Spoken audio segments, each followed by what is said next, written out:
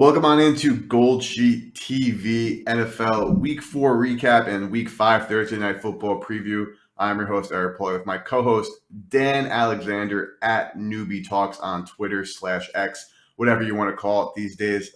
And as always, on Tuesday edition of the show, Newbie and I will recap our what we did in Week 4, talk about some storylines to monitor throughout the rest of the season, and of course, break down Thursday Night Football, a special Thursday Night Football game for two reasons. One, as you probably know by now, and if not, I'm a Commanders fan.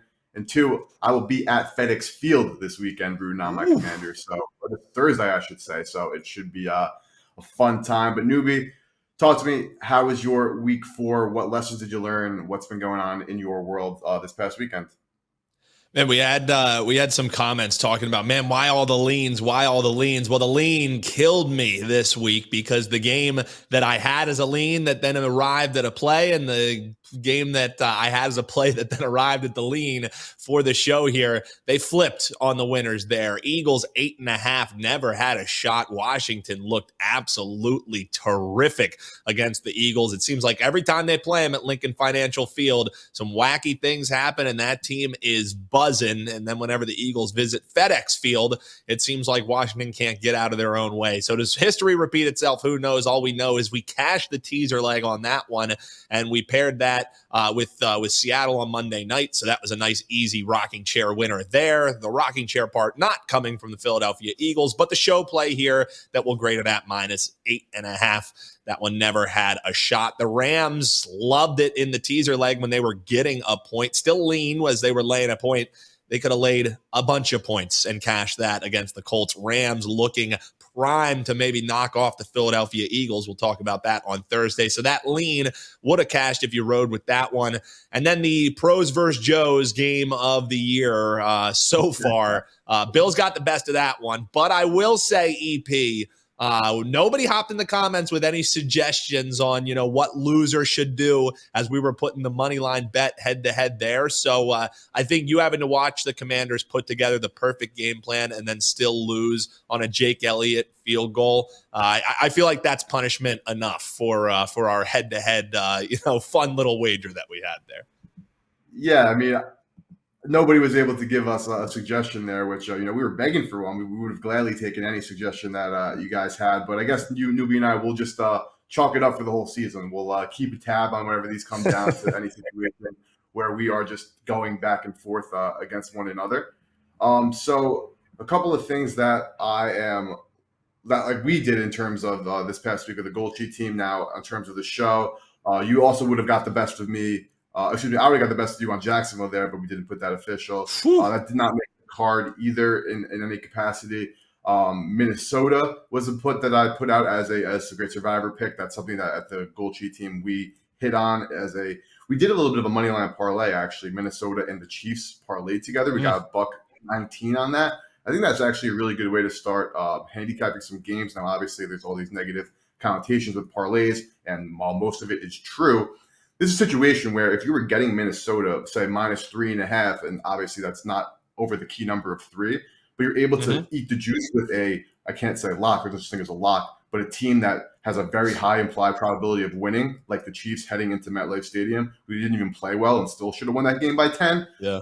To then have those teams money line without having to lay that field goal and still paying less juice than you would have to pay on a 3.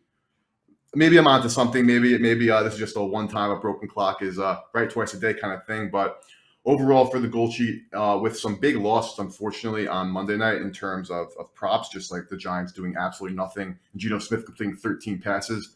Neither of those were on my bingo card, and that sucked. But plus 1.14 unit week, so nothing to write home about, obviously, but better always than the latter. Newbie, we got some interesting things going on around the league, and the talk of the town is shout out to our producer Robo, his quarterback CJ Stroud. Beast. He's putting on an absolute great start to his NFL career, and he is on pace to break Andrew Luck's rookie passing record by a couple hundred yards at this point. Yeah.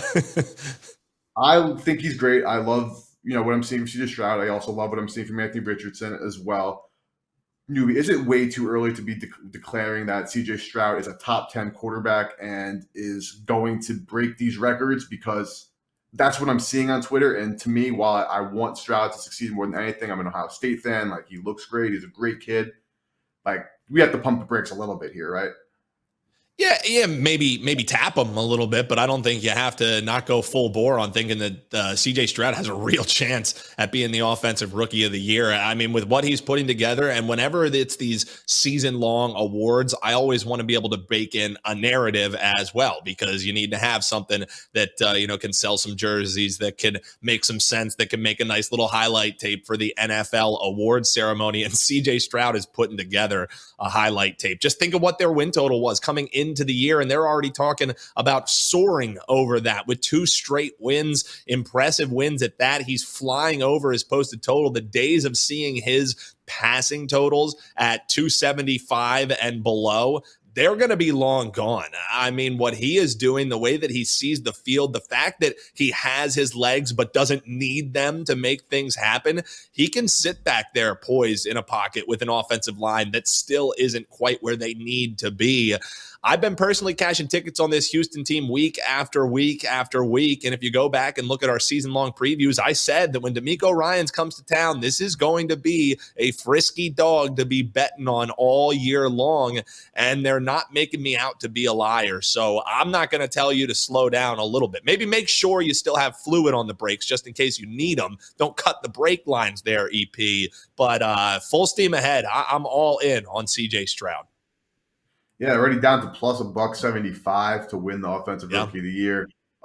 Really looking like a 3-man race at this point. Anthony Richardson has done enough you can't rule him out. Obviously, he has missed that one game. And Bijan Robinson, from a talent standpoint, like, he's just an absolute animal. Those jukes, like, come on, like, those are Madden. Those are better than Madden. Like, I don't even see that in Madden anymore. If only he had a quarterback alongside him that could hit the broad side of the barn sometimes, then we'd really be talking about Bijan Robinson and the impact that he's able to have on a game. No, 100%. I'm with you, though, that we don't need to really tamper expectations for Stroud too much. And what's the most impressive to me with CJ Stroud is how he is doing this with a makeshift offensive line. Because when the Texans offensive line is healthy, they have talented players. Like, they have a plus offensive line. They haven't been healthy, but you wouldn't know it. And especially when you compare him to the rest of the class, which you have to do. You have Bryce Young, who has not led a touchdown drive outside of garbage time in 3 starts. Like, you have this, and now you have CJ Stroud, who's on pace to be breaking rookie records by not even with the 16th or the 17th game meaning anything. He's on pace to beat it by a couple hundred yards. So all the kudos in the world to CJ Stroud, and also doing it with a mediocre at best receiving core. Yes, some young guys who can be better than anticipated, but huge shout out to H-Town and Robo. Looks like you guys have yourself a gem in CJ Stroud. But newbie, Christian McCaffrey, I don't even want to know how much money you would make if you would have just put $100 on his touchdown for the last 15 games and rolled it over, because I'm sure it'd be close to 7 figures.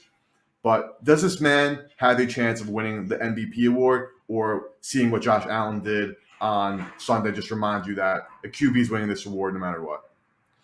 I'll tell you what, I definitely think the case is stronger than ever for a running back to finally be hoisting that MVP trophy. The fact that he's still sitting at 20-1 behind all these quarterbacks on DraftKings is mind-boggling to me. I mean, look at what he is doing. 459 yards rushing on 80 carries. He's ripping off nearly 6 yards per carry, and don't even forget what he's able to do through the air as well. He's still under 20 receptions for the year, but he's still added a touchdown that he did last week, over 141 yards. And don't forget that last year he also passed for a touchdown. So if you want to put him toe-to-toe with quarterbacks, the guy can throw too. So he's coming off of a 4-touchdown game. You always need those signature moments. I think the hype around the MVP for Christian McCaffrey would be higher if it weren't for what Josh Allen did against the Miami Dolphins in arguably what was looking like the game of the week until the game actually started and Buffalo put those worries to rest. But we'll talk about that game here in a few moments. I just think if McCaffrey keeps the pace up that he's playing with, and he'll get to potentially have a signature game again going up against a strong Dallas Cowboys defense that isn't too strong against the run coming up in prime time this week. So I think it would be crazy to not have him in the MVP discussion. And if he has another multi-touchdown game, he's going to have to be in that MVP discussion come the end of the year. So I'm obviously not going to even attempt to take away anything from Christian McCaffrey, but when it just comes to the MVP, right? Like, you can also make the case, and again, you could tee this up to Kyle Shanahan with anything, but what Brock Purdy did also deserves so much credit. Again, I know it's the Cardinals. I know that a lot of it is scheme, but it's just very hard for me to get to the running back, even when you look at the highlights and it's McCaffrey just creating things on his own. Like, he's an absolute animal. But when you have what Josh Allen did, what Lamar Jackson is doing so far this season, again, even down to what CJ Stroud, the rookie, is doing, then his own quarterback is only incompleting one pass throughout the course of a football game. It's just hard for me to give the nod to a running back. Yeah, and for me, the thing is, I definitely am not trying to take anything away from what Brock Purdy has done, but how much easier does Brock Purdy's job become when you have an absolute weapon like Christian McCaffrey and also just this dynamic offense? Like, there is a wealth of riches that Purdy is working with. So I feel like that's what lessens his case a little bit. But certainly when you have a game where you only throw one incomplete pass, it's hard to disagree with the strong job that you're doing there. So, and I know that it's a quarterback award. It's become a quarterback award. I'm just saying at 20-1, that's a little head scratching to still be giving me that much money. Maybe, you bring that value down a little bit and go with him as the offensive player of the year. That's really the running back award versus the quarterback award and the wide receiver award that is MVP. So I'm just saying there's a case to be made for Christian McCaffrey, and damn, does he look good. Oh, he looks absolutely fantastic. And update on the markets there. FanDuel Sports were 25-1 for McCaffrey to win the MVP, the best odds. That goes all the way down to 14-1 at MGM. And OPOY, DraftKings hanging the best price, plus 225 for McCaffrey. And no debates for me. As long as that man stays healthy, the 49ers offense has shown no signs of slowing down. Again, huge game Sunday night. Finally, we'll get at least blessed with a good primetime game this weekend as we have the 49ers and the Cowboys facing off. But we will get to that game, I'm sure, on our Thursday edition. But stick around right now because we're going to talk about some other storylines and also a big breakdown of Thursday Night Football because I have a ton of thoughts on this one and some actionable bets for you. But before that, Newbie and I, we need to issue an apology to all the viewers. We doubted Josh Allen and the Buffalo Bills to begin the season. 4 weeks later, I'll hand up. Buffalo Bills are a fantastic football team, and Josh Allen put on a clinic of a performance against arguably one of the worst defenses in football. And I do say that with a grain of salt because that was the problem. But, Newbie, what can we take away from Josh Allen's performance? And, we doubted him and we should not have. Yeah, and that's also why we didn't victory lap after the struggles maybe out of the gate for the Buffalo Bills. Now they have to travel and head on over the pond, so we'll see, is there any letdown spot coming against the de facto home squad in the Jacksonville Jaguars who get to stay over in London for this game coming up. But as far as what we've seen, I mean, it's so easy to get caught up in what this offense does, right? I mean, they're number one in drives that end with a score. And it's not just, it's impressive. This is like an unprecedented clip that they're doing. 57% of the times that Buffalo's offense has stepped out on the field, they've ended with points on the board. Over half the time that they step on the field, they end up with points. Had to reiterate that because, my God, is that an impressive clip that they're doing. And because that offense is so impressive, it's easy to forget that the defense is number one in turnovers. And I know there's some luck that has to go with that, but ever since Sean McDermott took over play calling duties defensively, they are creative. They're rolling different coverages at teams, and even the speed that everyone was talking about the Miami Dolphins, McDermott was ready for it. He had the perfect game plan to negate what the Dolphins were doing, and once they had to play from behind, it was curtains for them. Only 5 touchdowns allowed that the Bills have given up this season. I don't see that changing anytime soon. So, impressive both sides of the ball, I'll eat the crow. The year that is going to be the Bills' demise, maybe it'll come playoff time, but this team is going to be one of the players. That's for damn sure. Even with Aaron Rodgers under center for the Jets, like there's just no way that team would have competed with this Buffalo Bills team.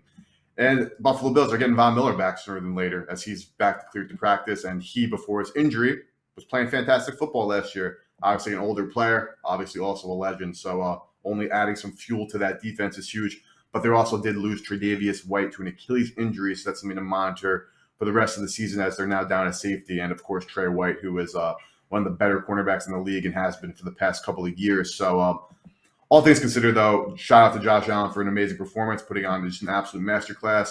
And shout out to that Bills defense that stifled, like you mentioned, Jalen Waddle and Tyreek Hill, neither player going over 60 receiving yards. And those are guys who run 60 yards in probably less than 4 seconds, and probably less than they're 40 times. Oh my God, those guys are burners.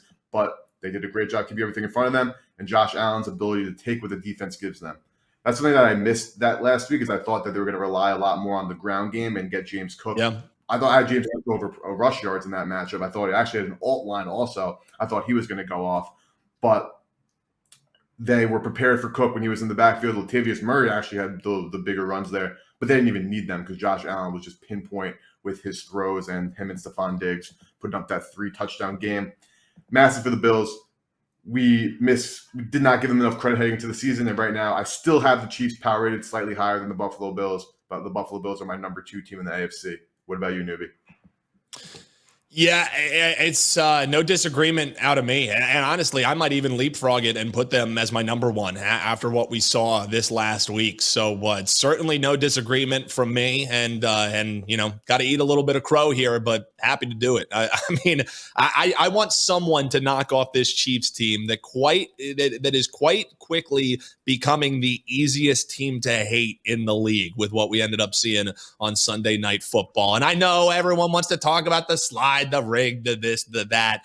It's just hard for me to get on board with this Chiefs team anymore. So I'm not going to bet with my head, or not going to bet with my heart, still going to bet with my head. But man, do I hope the Bills can finally break through in the AFC. I'm sick of seeing the Chiefs. No, it would be fun to see Buffalo finally do it. Obviously, they have these demons dating back to when they had 4 straight Super Bowl appearances and couldn't get a single W across the board. And then now, of course, in the last couple of seasons, primed for playoff runs, and then being leapfrogged by the Chiefs and the Cincinnati Bengals, who we can talk about on Thursday because they're really hitting the open at 6-point favorites against Arizona. That was bet down to 3 before I could have even picked up my phone to log into FanDuel. Honestly, that went away so quickly. And that doesn't tell you as much you need to know for as bad as the Bengals are and as good the Cardinals are for what their situation is. That's enough said. But, newbie, let's talk some Thursday Night Football. We got to this game pretty quickly because this is a game that I have pretty strong opinions on and some thoughts on, and would love to hear kind of what you're thinking too. But I'm going to go with a little bit of a backtrack here. So, Washington minus 5.5. I bet Washington minus 5.5 on the open right away. Move to 6 with the 6.5. Okay, I could add another CLV trophy to my shelf probably. However, this morning, big fan of Cleve Analytics on Twitter at CleveTA. Amazing work that he does, and he puts out some amazing statistics. Could not recommend following him enough and his work. And he tweeted something, and also to his premium subscribers, gave out this information that is very, very important and, of course, pertinent to this game. So, dating back, there have been only 24 instances where a team has had to play on Thursday Night Football following a Sunday overtime game. Those teams are 3-21 against the spread since the year 2000, and they have a straight-up win percentage of just 25% versus an expected win percentage of 46% based on the pre-game win probabilities of those matchups. Those teams have allowed their opponents to go over their team total in 75% of those games, and those teams went over that total at an average of 4 points per game.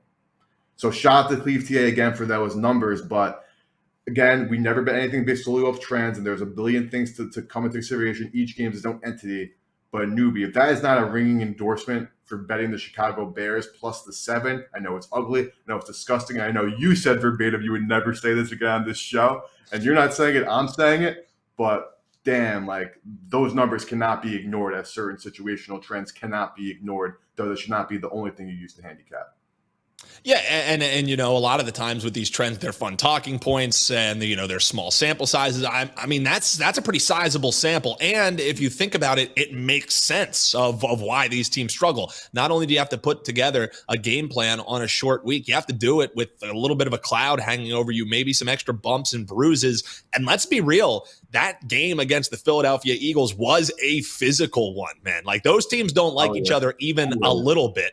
Whereas the Bears, they go toe to toe with the Broncos. So, some energy expended in that one. But I can't come on here. I promised the folks that I wouldn't say that I'm betting the Bears, but I'm surely not betting the Commanders. And even if you just look on what happened in this marketplace, we've seen money pour in on the over. That's up 2 points from an opening number at 42.5, sitting at about 44.5. And as you mentioned, a ton of Washington money came in as well, up to 6.5 in some spots. Circa's even hanging a 7 on this game. And I surely am not going to be putting Washington in any teaser legs. They're not going to be my survivor pick either. After you drop those stats, it would be a sheer stay away for me.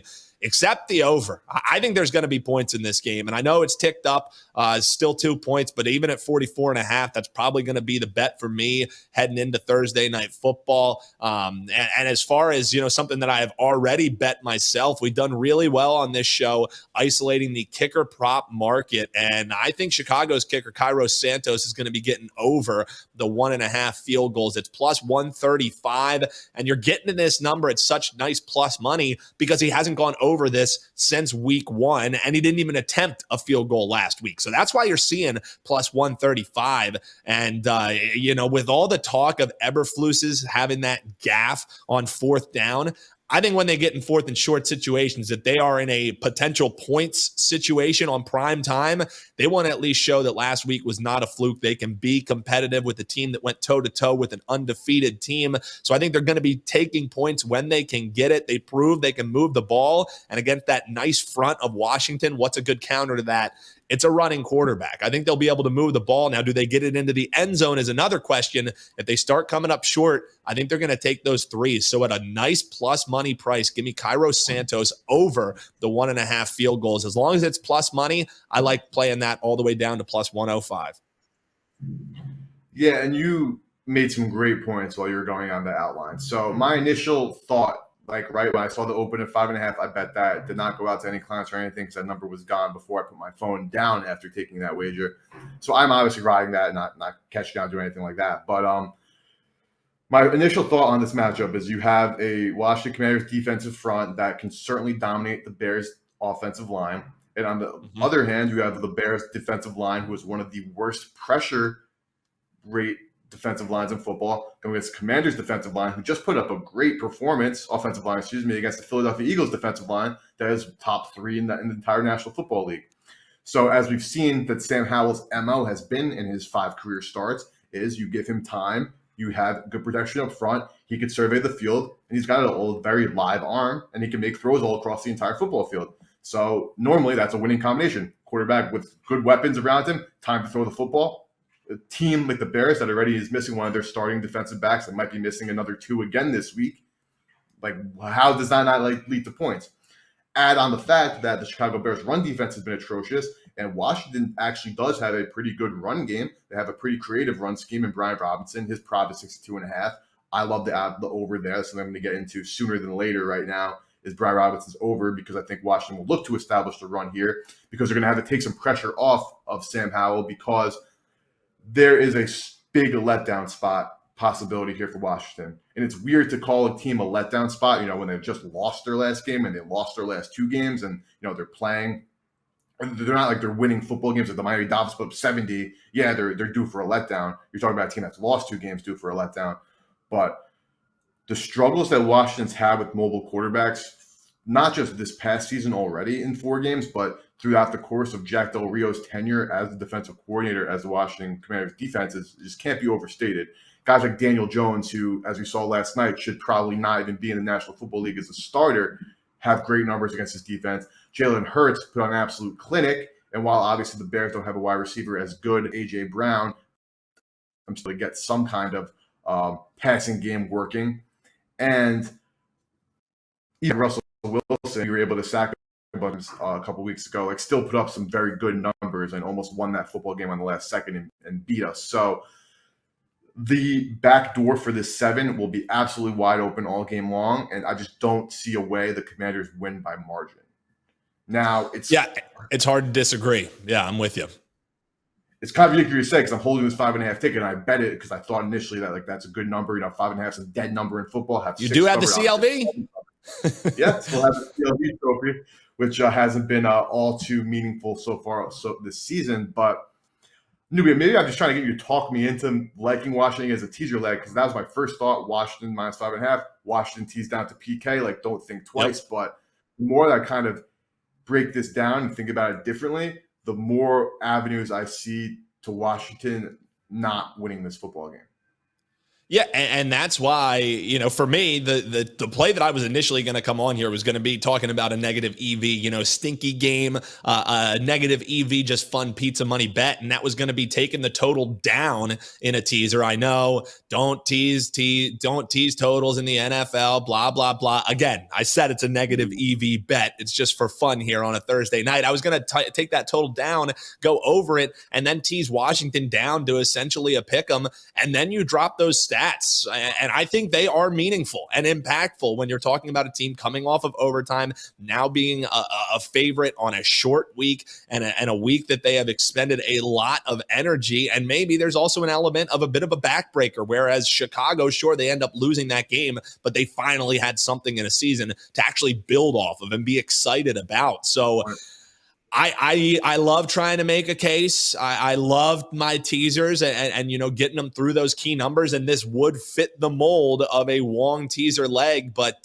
just those stats of how these teams do with a strong sample size and a lot that makes sense to back up those stats, and at least this case, I can't make a case for Washington. They certainly wouldn't be, if I was still alive in Survivor, they wouldn't be one of my Survivor picks, that's for sure. And with that conduit, I definitely wouldn't be putting them in a teaser leg as well. So it's not like I'm rushing out to bet the Chicago Bears. Like I told you, I got the kicker prop in this one, and I'm going to swoop in on whatever the closing number is on the over in this one. So that's the way I'm going to be betting this game. 2 plays for me.